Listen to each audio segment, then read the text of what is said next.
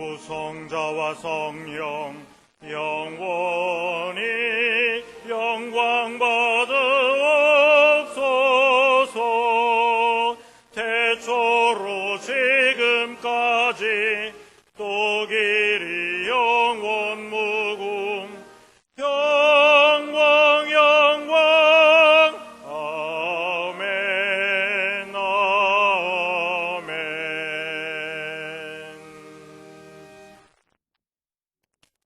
아버지께 참으로 예배하는 자들은 신령과 진정으로 예배할 때가 오나니 곧 이때라. 아버지께서는 이렇게 자기에게 예배하는 자들을 찾으시느니라. 하나님은 영이시니 예배하는 자가 신령과 진정으로 예배할지니라.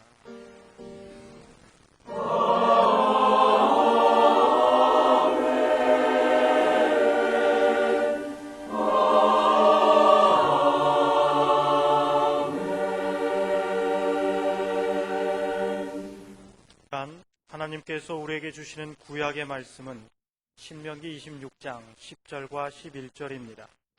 제가 가진 성경으로 301쪽입니다. 여호와여, 이제 내가 주께서 내게 주신 토지 소산의 만물을 가져왔나이다 하고 너는 그것을 내 하나님 여호와 앞에 두고 내 하나님 여호와 앞에 경배할 것이며 내 하나님 여호와께서 너와 내 집에 주신 모든 복을 인하여 너는 레위인과 너의 중에 우거하는 객과 함께 즐거워할지니라. 아멘.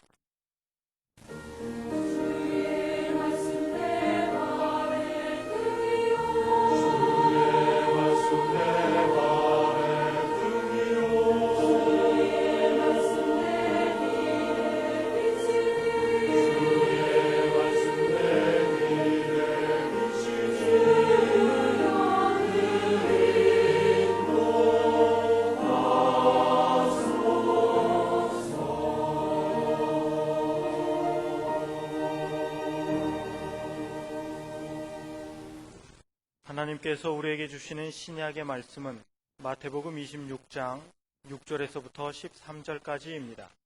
제가 가진 성경으로는 45쪽입니다. 예수께서 베다니 문둥이 시몬의 집에 계실 때 한 여자가 매우 귀한 향유 한 옥합을 가지고 나와서 식사하시는 예수의 머리에 부으니 제자들이 보고 분하여 가로되 무슨 의사로 이것을 허비하느뇨?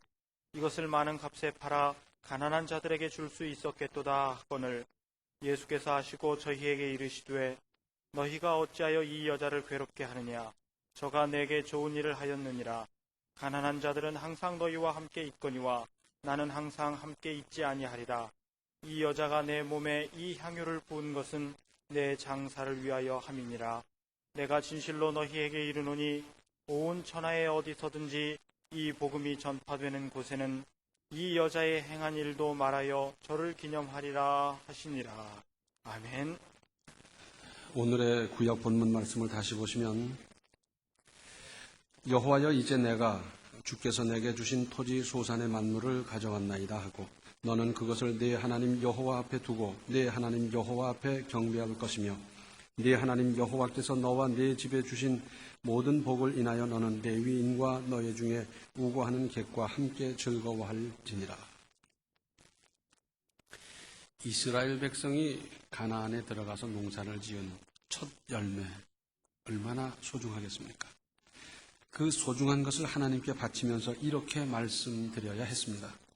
주께서 내게 주신 토지 소산의 만물을 가져왔나이다. 이스라엘 백성들이 꿈에도 그리던 목적지 가나안 땅에 들어가서 차지한 땅은 누가 뭐래도 하나님께서 주신 겁니다. 자기들이 싸워서 이긴 겁니까? 무기로, 작전으로, 전투를 해서 이긴 겁니까? 아니지요.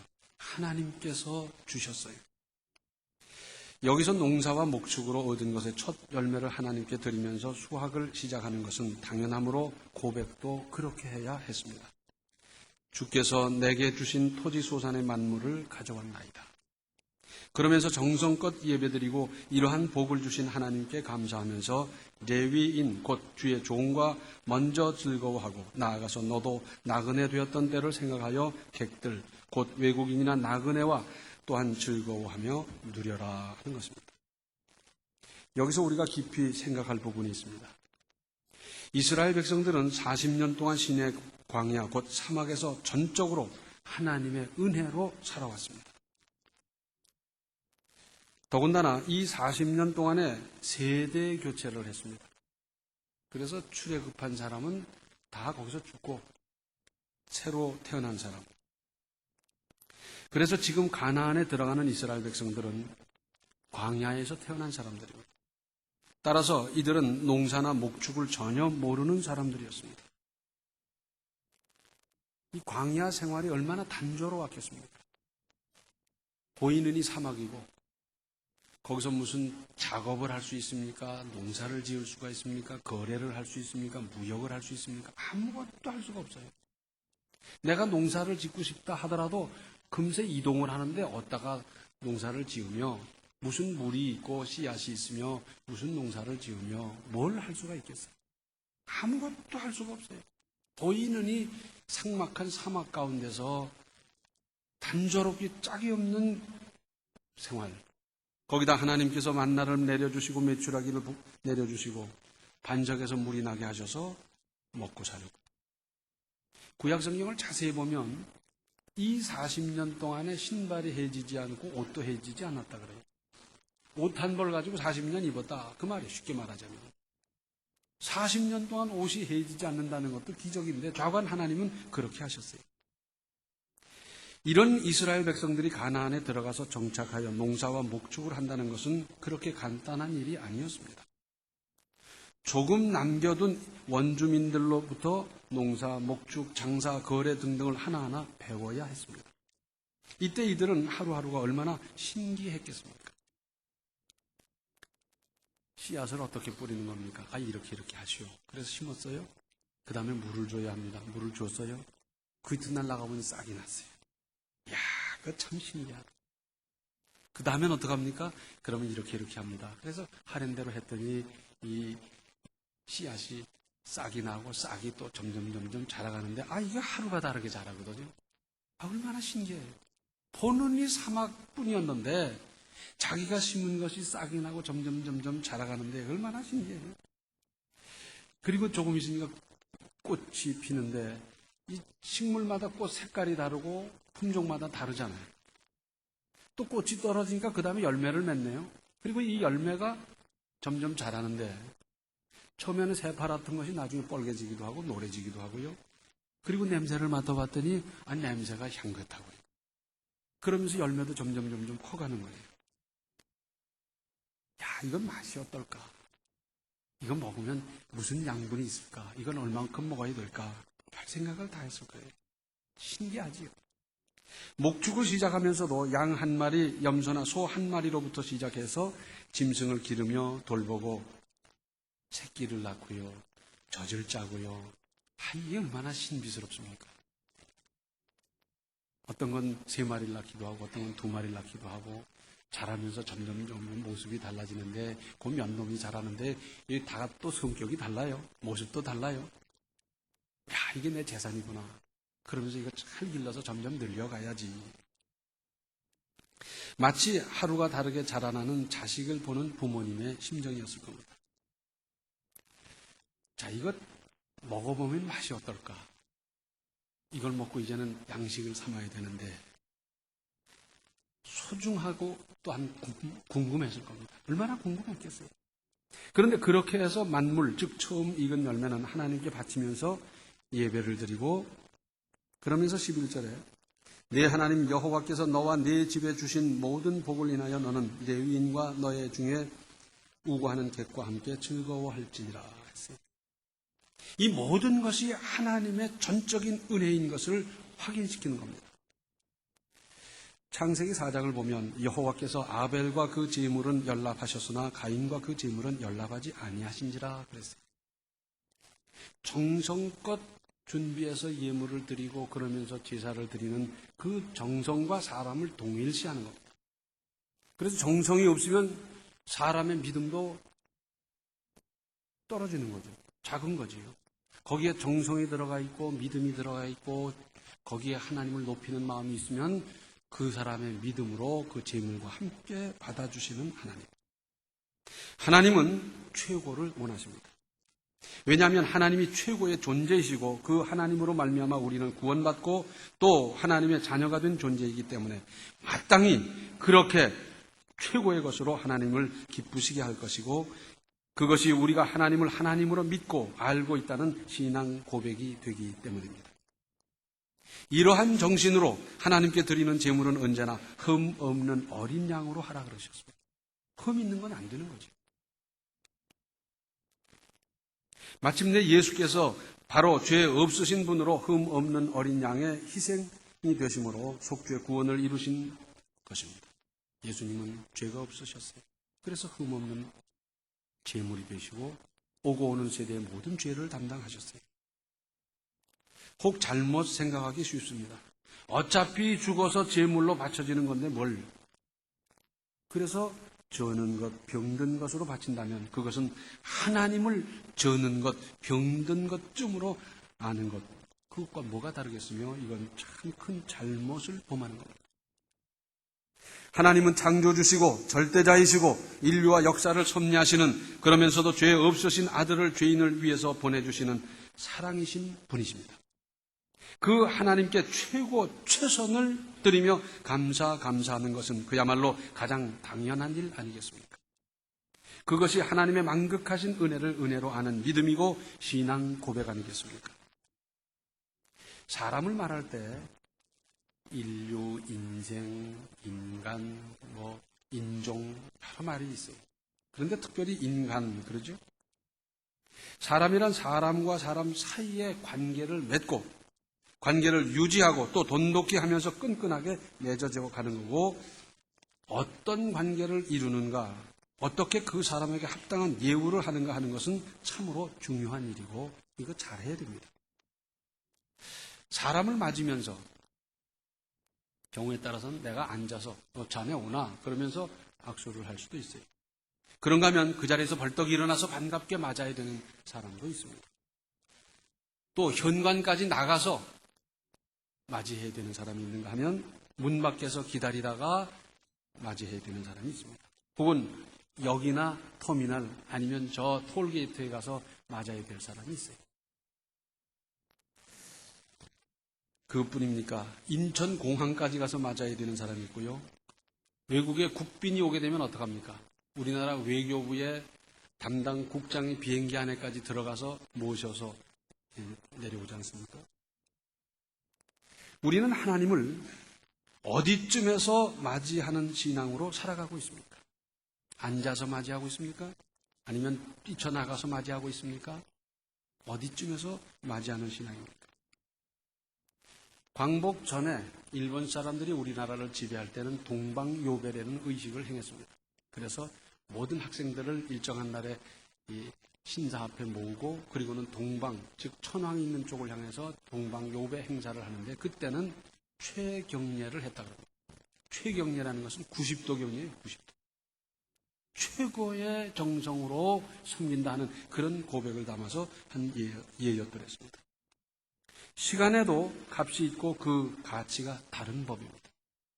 가령 TV 광고를 보면 피크타임이라고 있잖아요. 그때는 광고를 보내도 비싸요. 그러나 사람들이 잘 안 보는 새벽 2시 이런 건 싸지 않겠습니까? 1초마다 달라요. 그래서 인기 프로그램 앞뒤로 또는 중간에 광고가 들어갈 때 비싸지 않습니까? 특별히 최근에 미국 그 유명한 슈퍼볼 몇 억이 보았다는 그 슈퍼볼의 경우는 1초에 몇 억이라고 그러던가요? 엄청난 광고비를 줘야 그때의 광고를 할 수 있어요. 값이 달라요. 내가 하나님께 바친다 하더라도 쓰고 남는 시간이 아니라 가장 값진 시간을 하나님께 드릴 때 하나님은 얼마나 기뻐하시겠습니까? 우리 외손녀 아이가 있는데 5살 때인가 6살 때 저희 집에 왔더랬어요. 근데 이놈이 제가 좋아하는 장난감을 늘 손에 쥐고 있어요. 잘 때도 쥐고 있고요. 목욕할 때가 놓을 때도 꼭 쥐고 안 놓는 거예요. 아니, 그거 좀 놓고 먹어라. 그래도 꼭 쥐고, 그러고는 밥을 먹고, 그거 쥐고 놀고, 그거 쥐고, 안 놓는 거예요, 도대체. 도대체 얼마나 좋아하길래 그러나 싶을 정도로. 그런데 이걸 뭐 끌어안고 자고 뭐 하면서 안 놓는 거예요, 도대체. 야, 저놈 저걸 언제까지 가지고 놀라고 그러나. 그렇게 소중하게 가지고 놀고 손에서 떼놓지도 않고 그랬는데 얘가 갈적대니까 이거 할아버지 가지라는 거예요. 아니, 내가 어린이 장난감 가져서 뭘 하겠습니까? 아, 이건 네가 그렇게 아끼는 거니까 네가 가지고 잘 놀아. 그랬더니 아니라는 거야. 이거 할아버지 가져야 된대. 너 가져라. 아무리 얘기해도 가져야지, 할아버지 가져야 된대. 아니, 나중에는요, 막 주머니에다 쑤셔넣고 그러고 하는 거예요. 근데 나중에 가만히 생각을 해봤어요. 걔가 왜 그랬을까? 5살, 6살짜리가 무슨 그게 얼마인지 값을 알겠습니까? 효용을 알겠습니까? 뭘 알겠어요? 제 깐에는 제가 가장 아끼는 걸 주고 가는 거예요. 제가 가장 사랑하는 것, 애착가는 그걸 주고 간 거예요. 가고 나서 가만히 그 생각을 하니까요. 그 어른만 생각이 깊은 게 아니라 아이들도 생각이 깊더라고요. 이스라엘 백성이 출애굽하여 광야 사막길을 가는 동안 한 일이라고는 꼭 한 가지가 있습니다. 성막을 짓고 그 안에서 쓰일 각종 기명, 기구, 성물을 갖추는 것이었습니다. 물론 하나님께서 모세에게 보이신 식양대로 했습니다. 내 마음대로 그릇을 만들고 젓가락을 만들고 무슨 성막의 채를 만들고 그렇게 한 게 아니고 하나님께서 다 가르쳐 주셨어요. 길이는 어떻게 하고 모양은 어떻게 하고 두께는 어떻게 하고 가르쳐 주신 그 식양대로 정확하게 만들었어요.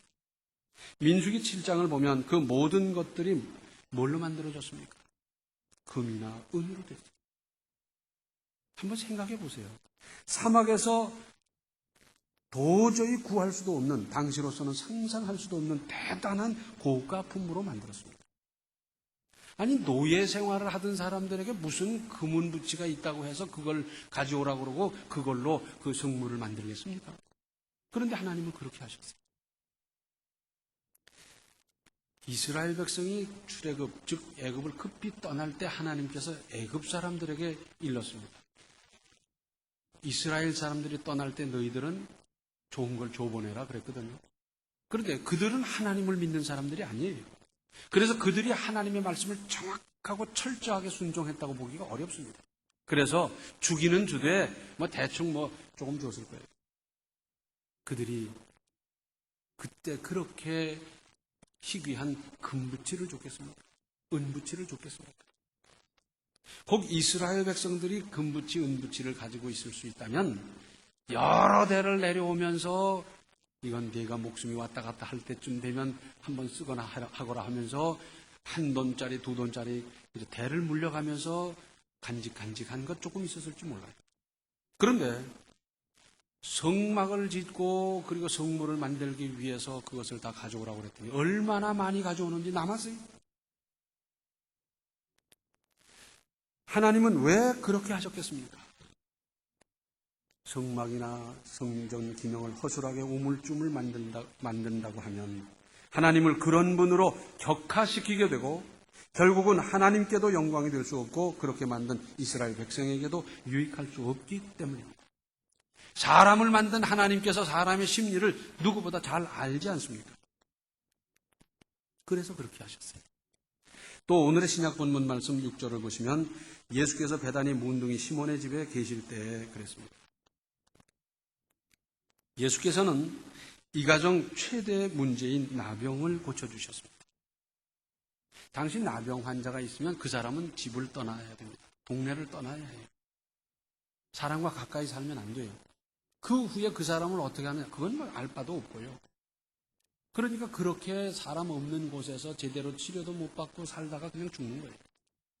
그 환자를 떠나보낸 가정에서는 얼마나 가슴 아픈 일이겠어요. 그리고 많은 사람들은 저주를 받아서 저렇게 됐다고 손가락질 하는데 끔찍한 일입니다. 그런데 예수께서는 이 가정에 들어가셔서 이 나병을 고쳐주셨습니다. 그런데도 여전히 사람들은 입에 붙어 놓으니까 그 집을 향해서 말할 때 문둥이 시몬의 집 그렇게 불렀어요. 사람들이 문둥이 시몬의 집이라고 하지만 거긴 이미 치료를 받은 거예요. 만약에 현재 시몬이 문둥병에 걸려 있다면, 나병에 걸려 있더라면 그 사람은 집을 떠나야 되고, 거긴 동네 사람 또는 이웃 사람 누구도 출입을 할 수가 없는 겁니다.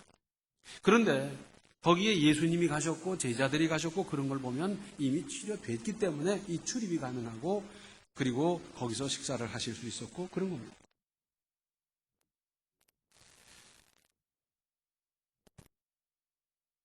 근데 그 7절을 보시면 한 여자가 매우 귀한 향유 한 옥합을 가지고 나와서 식사하시는 예수의 머리에 부으니 그랬습니다. 그러니까 예수님으로부터 그렇게 하늘 같은 은혜를 입은 가정입니다. 나병이 치료됐다고 하는 것은 그 본인은 물론이고 그 가문이 완전히 큰 은혜를 입은 거예요. 말로 할 수 없는 큰 은혜를 입었는데, 그렇다면 우리는 이보다 못하거나 이보다 작은 은혜를 받으셨습니까? 아니지. 우리가 비록 나병에서 난 건 아니지만 우리가 하나님으로부터 오늘날까지 받은 은혜를 한번 생각해 보십시오. 내 공로 하나도 없이 구원받아 하나님의 자녀가 됐고, 오늘날까지 하나님께서 이모저모로 이렇게 도와주심으로 여기까지 오게 하셨다면 이 모든 걸 생각해 보면 이보다 크면 컸지 적은 은혜를 받았습니까? 많은 은혜 받았습니다. 한 여자라 그랬는데 그의 누이 마리아로 볼 수 있습니다. 이 기사는 네 복음서에 다 기록되어 있어서 네 복음서 전체를 보면 마리아로 되어 있는데, 그는 옥합을 깨뜨려 예수님의 머리에 부었습니다. 연회석에서 주빈의 머리에 향유 기름을 부어주는 것은 당시 유대의 풍속이었고 최고의 예우를 뜻하는 것이라 그럽니다.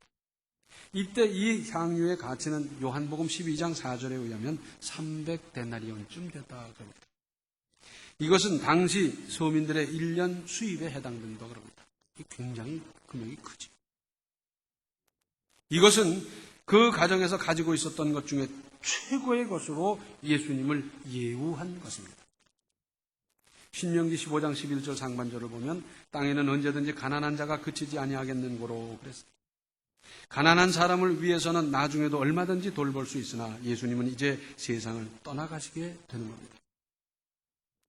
마리아가 알고 그랬던지 모르고 그랬던지 결과적으로 예수님의 장례를 예비한 격이 됐습니다. 예수님께서 돌아가실 때 그 장례를 예비한 사람은 아무도 없었어요. 수의를 준비한 사람이 있었습니까? 예수님 이제 시신을 안치할 수 있는 장지를 마련한 사람이 있습니까? 그 밖에 장례에 따르는 모든 절차 아무도 생각 못하는. 그런데 결과적으로는 이 마리아로 말미암아 예수님의 장례가 예비됐다는 겁니다. 예수께서 사치하신 분입니까? 아닙니다. 예수님은 하늘 보좌를 버리고 이 땅에 오실 때 구유로 오셨고, 나사렛 가난한 집에서 성장하셨고, 그리고 남은 공생의 기간에도 가난하게 사셨어요. 부동산이 있었습니까? 동산이 있었습니까? 소유가 있었습니까? 통장이 있었습니까? 예수님은 가난하게 사셨던 분이에요. 그런데 이 비싼 향유를 예수님께 붓는 것에 대해서 예수님은 합당하다는 평가를 내리셨습니다. 탈무드에 보면 하나님께서 가난한 자를 항상 있게 하는 것은 선행할 기회를 잃어버리지 않게 하려는 것이다. 맞습니다. 그렇습니다. 그러나 우리 주님, 죄 없으신 분으로 하늘을 보좌를 버리고 이 땅에 오셔서 물과 피를 남김없이 쏟아부어 구원을 이루신 그분을 위해서 쓰는 것이라고 하면 이것은 낭비가 아니라 믿음이고 확신이 없고서는 할 수 없는 일입니다. 생각해 보십시오. 하나님이 어떤 분입니까? 말씀으로 천지를 창조하신 분이에요. 천지를 창조하실 때 하나님은 땀 흘리고 힘써 나가고 계획을 세운 분이 아니에요. 말씀으로 천지를 창조하신 분이 뭐가 부족해서 이렇게 바치기를 기대하시겠습니까? 그것은 우리의 하나님을 향하는 중심을 보시려는 것이고, 우리에게 은혜 주시려고 복 주시려고 근거를, 빌미를 찾으십니다. 빌려고 해도 무슨 빌미가 있고 조건이 있고 이유가 닿아야 되는데 그것 때문에 그러시는 거예요. 사실 우리는 내가 가진 것 중에 최선의 것을 주님께 바친다 하더라도 자랑할 수가 없습니다. 왜냐하면 내가 만들어 가진 게 뭐가 있어요?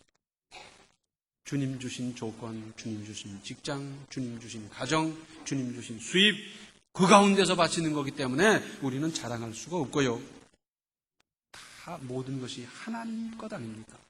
우리는 세상에 와서 살면서 그것을 위탁받아 살다가 반납하고 가는 거예요. 내게 어디 있어요? 자랑할 게 어디 있습니까? 중국 춘추 전국시대 말기에 여불위라는 사람이 있었어요. 이분이 하루는 아버지한테 묻습니다. 아버지, 농사를 지으면 얼마나 남지요? 그건 갑절쯤 남을걸? 그렇잖아요. 봄에 씨 뿌리고 가을에 걷어들이면. 그러면 아버지, 장사를 하면 얼마나 남지요? 그건 10배쯤 남을 수 있지. 그럼 정치를 하면 얼마나 남습니까? 그건 계산할 수가 없어. 이 여불위는 그리고 정치에 뛰어들어서 결국은 진시황을 옹립하면서 천하를 통일하고 큰 일을 이뤘습니다. 그리고 계산할 수 없는 여러 가지를 누려드렸어요. 사실은 가장 가치 있게 쓰는 것이 되고 투자로 말한다면 이만한 투자처가 또 어디 있겠습니까? 하늘나라에 쌓인 것은 도둑이 훔쳐갈 수도 없고 거기는 동록이 날 수도 없고 소멸될 수도 없고 그리고 거기에 쌓아놓으면 우리 하나님께서 그것을 얼마나 귀하게 보시는지 그것과 비교할 수 없는 대단한 것을 가지고 내 생애에 내 세에 그리고 후손에게 길이길이 주시는 이 은혜 그것의 빌미가 되고 근거가 되지 않습니까? 오늘 신약 본문 13절을 보면 내가 진실로 너희에게 이르노니 온 천하에 어디서든지 이 복음이 전파되는 곳에는 이 여자의 행한 일도 말하여 저를 기념하리라 하시니라. 예수님께서 아주 기뻐하셨어요. 대단한 평가를 하셨어요. 그리고 그 가정은 물론이고 그 후손은 두고두고 얼마나 큰 은혜를 입었겠습니까? 우리가 하나님을 최고의 분으로 창조자로 전능자로 절대자로 믿으면서 우리가 대충대충 슬쩍슬쩍 쓰다 남은 이런 것 가지고 하나님을 섬길 수 있겠습니까?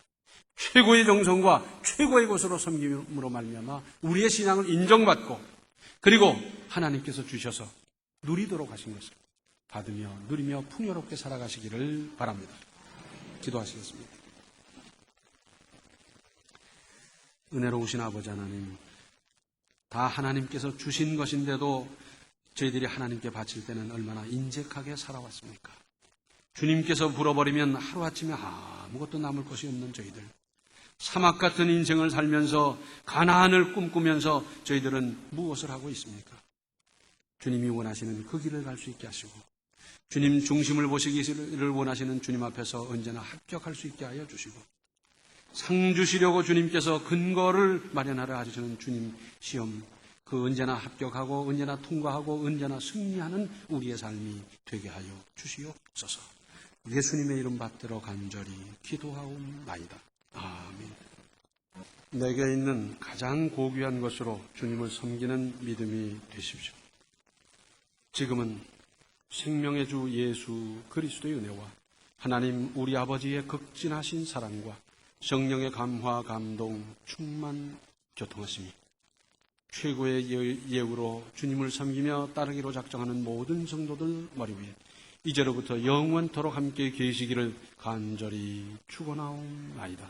아멘.